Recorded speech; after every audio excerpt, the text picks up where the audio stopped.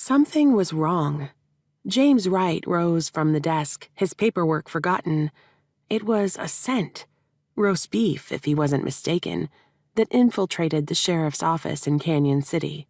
He glanced down at his pocket watch. 7 o'clock. Well past time to lock the door and head upstairs to his supper obligation. He smiled at the thought.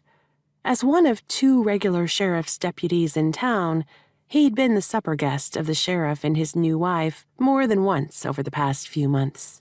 The taste of the food didn't always live up to the promise of its scent, but James enjoyed it nonetheless. After all, it was much better than whatever he could scare up himself, and the conversation was far improved from eating alone at the little restaurant across from the dry goods store. James pulled the shades and locked the door before making his way to the stairs in the rear of the building. The cells behind the stairs were mercifully empty for the first time in weeks. He climbed the narrow steps to the small living quarters on the 2nd floor, where he paused to knock, but the door flew open before his knuckles met the wood. "James!" Mrs. Young stood in the doorway, a large wooden spoon in her hand. "You are just in time." She left the door open as she disappeared through the room into the kitchen. 3 plates of meat, potatoes, and carrots sat on the table already, steam curling up from each one. Ben Young, the county sheriff and James's boss, stood from his seat. "I was about to fetch you from downstairs." He pushed a chair out, and James took it gratefully. "Lost track of time," James replied. His stomach rumbled, and it took all of his willpower not to grab the fork next to his plate. Finally, Mrs. Young reappeared, a gravy boat in her hands.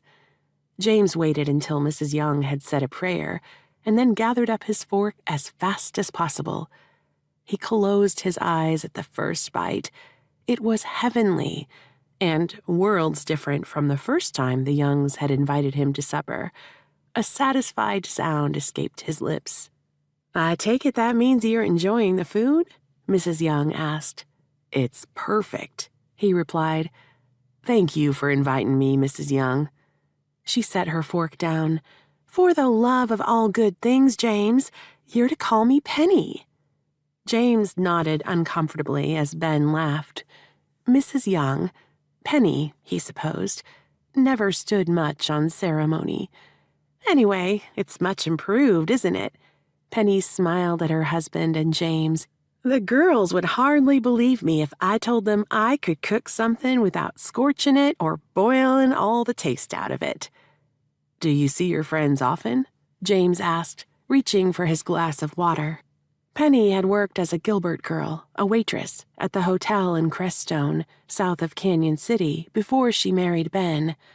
"Not recently, but they'll come up for church services now that the snow is melted. Although I suppose it won't be long before Crest Stone has its own church."